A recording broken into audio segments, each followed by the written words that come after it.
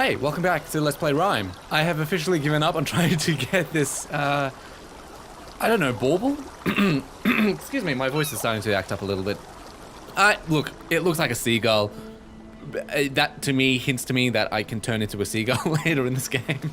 I can terraform. I mean, what's the word for being able to transform into different animals? There's a book series based on a kid who can transform his being into different animals. What was it called again? Because, oh, it appears that I actually died. Come on now. Water. Okay, well, I'm happy that water isn't soft in this game. Are those jellyfish? I didn't realize there would be jellyfish here. Well, there's a series of books, and the name of it is the verb for beings that can, a human that can change form between different animals. Guys, I'm stuck. I'm very afraid. Can I reach that rock down there? No. This is bad. I didn't realize I could get stuck here. Did I? Oh, someone's gonna be shouting at me from the comment section. They're saying, like, you idiot. The exit was right there all along. Oh, like, you mean this here? Anyway, this book series, not Terraform Mars. That's trash. But it's set in I think Ireland, and it's about kids who have these special supernatural abilities, preternatural abilities. Some of them can do illusions. Some of them can do, I think, all I can remember is the one that can do illusions. And there's this one kid who's very rare ability. He can transform into, at the start of the first book, he can only transform into a fox. As the, spoilers by the way, as the series progresses, he learns he can transform into, well, he figures out to transform into an otter for sea-based travel, and into I think a falcon, or a peregrine falcon for airborne travel. That's him. Yeah. But I used to read a lot of books when I was in high school. Unfortunately, I read a lot of trash books that weren't all that particularly enjoyable. Now that I'm older and I look back on them and think, like, why did I waste time reading the Midnighters series, starring main character named Jessica Day and students at a school who were born at, on, or around, or directly after midnight. And it turns out that when midnight falls, it turns out that the day isn't 24 hours long, it's actually 25 hours long. The 25th hour is actually hidden in between midnight and it's at midnight, and it's only accessible. We were just here, my god. It's hidden at midnight, and the only people who have access to it are people born at midnight. So technically their mothers give birth to them during this hour, this 25th hour. And these people have this special ability to be able to actually experience this 25th hour. Normally time freezes for everybody during this 25th hour, except these people were called the Midnighters, who were born on said hour. And it turns out it only happens around a certain region. Okay guys, I'm lost. Let's head towards the beacon. The beacon's a little god of course for aid. This 25th hour only exists for certain people. I mean, it exists. Oh god, I can't. I am not about to look up a walkthrough, am I, for this game? Hey, look, it looks like I can climb up right here. Very puzzling, very atmospheric. This is perhaps the kind of game where you'd expect someone to be silent and just play along with you and enjoy it in silence. And yet you're stuck with me talking about Midnighters. And there's this town who experiences this 25th hour. And the series starts with the induction of a new member from out of town called Jessica Day. Normally people born... Oh, hello. Press X. Yay, collectibles. This is exciting. Yes, I see there's something down there as well. Do I have to jump? It looks like I just might do. Oh, hold on. What's the closest vector? It looks if I jump in that direction where my shadow is landing. Things should be good. Jump! I'm dead. No, you're dead. I respawned up here. That's good. Hey, given that there's a respawn mechanic, I can just do this over and over. Okay, no, I can't. Maybe it's possible I missed that there's a climbable spot right there. No, it looks like it's not. It's just the game's telling me, or it's indicating to me that there's a secret over there. You can probably reach it from behind. Presumably, you end up, that will probably kill me the fall. It seems that if you just, like what Hob did, if you start falling a certain distance, you are guaranteed to die regardless of what's beneath you. And I understand that you can press B to climb downwards. That's good to know. I realize in real life, water isn't soft. Water is actually very hard and people do die from falling into water.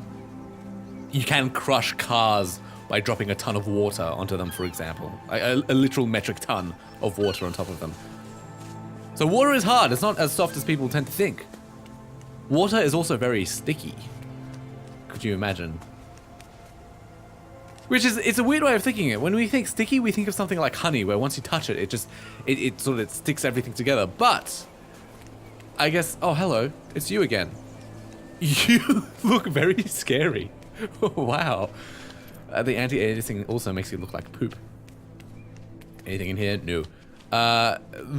If you think on it, when you touch water, water isn't sticky in the adhesive sense, like honey. When you touch honey, honey just, not only does it stick to everything, it also makes everything stick to each other. I guess I'll just follow you. Is this a safe drop? Go. Oh, I was hoping to die. I wanted to die. Water, on the other hand, if you touch it, it sticks to everything. It's not sticky in the sense that it's adhesive to between. You can't use it to stick two objects together. But once it makes contact with an object, it's hard to get off. You have to really kind of scrub away with some kind of absorbent towel to get it off. I realize I should probably be enjoying this moment. Yet here I am. Oh, can I make this jump? Can I drop? Can I press B? Yeah, okay. Wait for me! Wait! I pressed B to try and drop, but then then I just, combat rolled off. Reminded me a lot of what you had to do in Dark Souls 1, which, there's a remaster right now. I'm watching a guy play it called Dipio Does. D-I-P-I-O space D-O-E-S. He's playing through the remaster right now, where in order to get back to the Demon Asylum, is that what it was called? You had to roll off an elevator halfway up to get there. This just loops around, doesn't it? Nothing of note, nothing special here.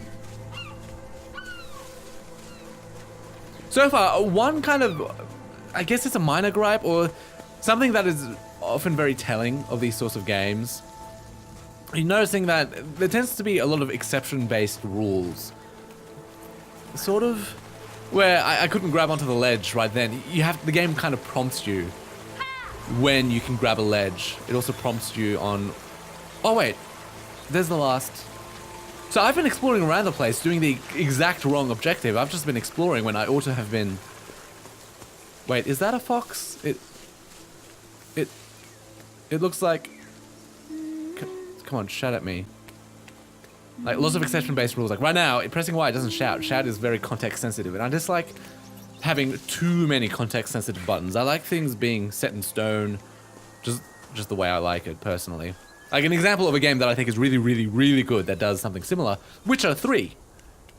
Combat is very context-sensitive. Once you approach a combat zone, air quotes, or a hostile enemy, your stance changes. Your stance becomes... Where the frick is the final fox? where the hell's the final statue? Look, I apologize for this 30 frames a second. I didn't realize my computer was actual arse. Wait, that was the final fox over there, wasn't it?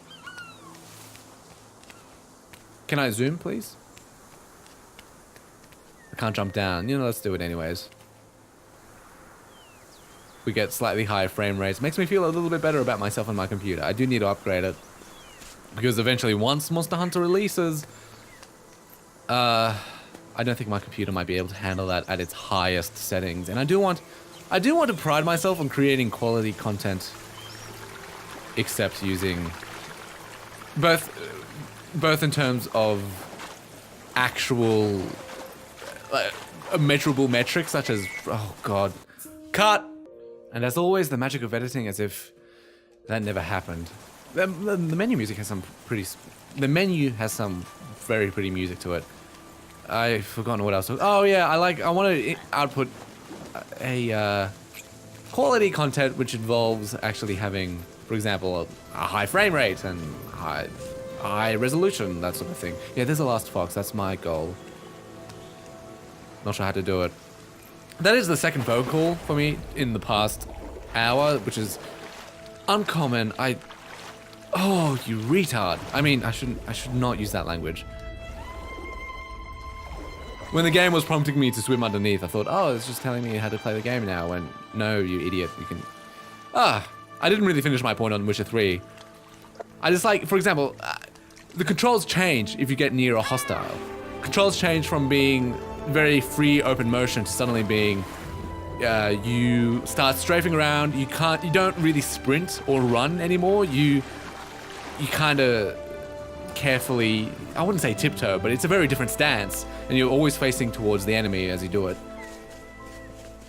And you might think, well, what else do you expect? Well, you can't just have your normal moveset in The Witcher 3 to fight enemies. It has to change, and I think that, in a sense, is a failure of the game design.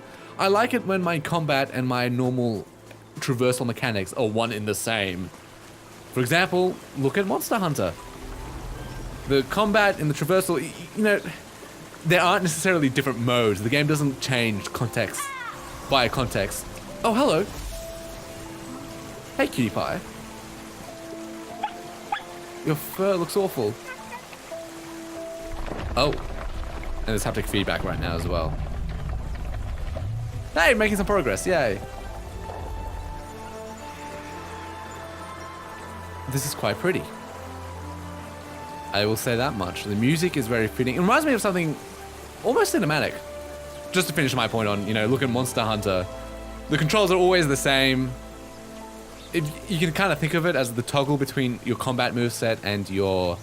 Let's shout out this. Your combat moveset and your traversal moveset as being the sheath button.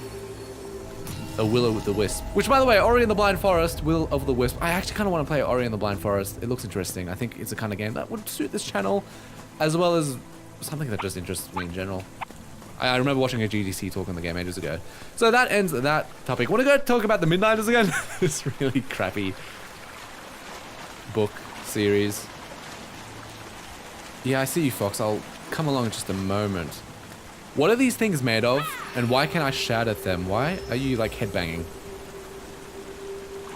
What is love? No. Wait, is that the song? Yeah, that's the it's the song with the three people in a car. I think Jim Carrey is one of them. Oh, I see. I get you. Timer. That's why you headbanging. You were being a metronome. Three people in a car. I think Jim Carrey is one of them. And they're bobbing their head to the sides, and I think the song is What Is Love, Baby Don't Hurt Me. Do kids these days understand that reference? When somebody says, What is love, baby, don't hurt me, do they understand that reference? Thank you, Frames. It says I'm getting 45, but this doesn't look like 45. I love foxes. Foxes are really interesting animals, I find. You know, there is a breed of domesticated foxes, and I don't mean tamed foxes. There's a difference between an animal being tamed and an animal being domesticated, which I'll describe in just a moment. You're coming. On my way. I thought I saw the moon up in the top right corner for a second. Do I not want to explore? Okay, so let's look at the difference between tamed and domesticated animals. A wild animal can be tamed. A wild animal in its natural habitat in its natural state, it's just considered a wild animal. But if it's, say, like a circus animal, or it's lived with humans its whole life and it's been trained, yeah, I'm coming, fox. Nice tail, by the way. It can get tamed. So wild animals can get tamed. Domestic animals in their natural state, so things like dogs, cats, their natural state is to be domesticated. They inherently rely on humans. That's some interesting frothing effect right there. And you can see it doesn't actually make contact with the water. It's actually above the water. I'm onto your game. I can see that. Is that the sun? Okay, that's the sun. I like that there's a day-night cycle. That said, it seems mostly only aesthetic and no real gameplay value to it. Wait, Foxy, where'd you go? I see there's a podium over in the distance. Domesticated animals, they rely on humans. That's sort of their natural state. But I hear you. Where are you? I wish I could move my camera faster. Where are you? Anyway, I'm gonna shout at this. It's probably on the other side of the wall, perhaps. One. Oh, you have to hit both of those at once. Ooh. Oh yeah, you're on the other side. Domesticated animals, if they go wild, if they live without humans, they turn feral. So domesticated animals in their natural state are domesticated. In their wild state, they're considered feral. And to tame a wild animal, it just essentially means raising it from birth around humans and training it around humans. To be familiar, press X. I'm sorry, not Y. To create a domesticated animal, on the other hand, it involves selective breeding over generations to achieve an animal that is not only comfortable with humans, but is very useful to humans and is also friendly towards humans. And I mean,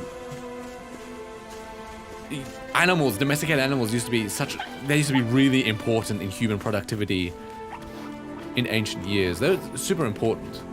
I'm coming, Fox. I'm not sure if I should really be following you as such. So yeah, this dude, Russian dude called Dmitry Belayev, I think. I'm not entirely sure how it's pronounced. Do I shout at it? Oh, no, I laugh at it. By the looks of it, it fits in with that door over there, though I'm not sure what to do. Now, before I end this episode, let's talk about Dmitry Belayev. He decided he would try to domesticate foxes. He would selectively breed them, but only to one criteria, based solely on how friendly these animals... Seriously, look this up on Wikipedia. It's super interesting. The one single criteria was how friendly these foxes are towards humans. The friendliest foxes... So he'd have a group of foxes. The friendliest foxes would breed. He would breed them together. Right trigger. Dunga dunga dunga dunga dunga dunga dunga. Oh, my fox friend. Come back. Come back! And I'm glad there's haptic feedback in this game.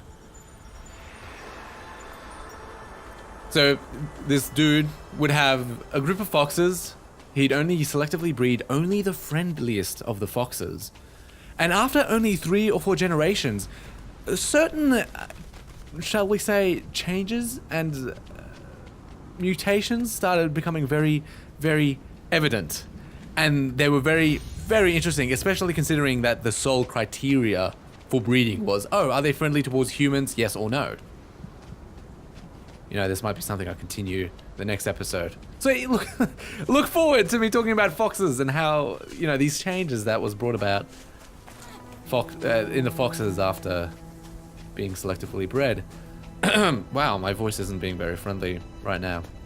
So hey, thanks so much for watching. I do appreciate your viewership. Stay tuned. Gonna be a lot more RiME coming in the future. Gonna be a lot more foxes and maybe a lot more midnighters coming in the future. But until then, hey, see you later. Bye.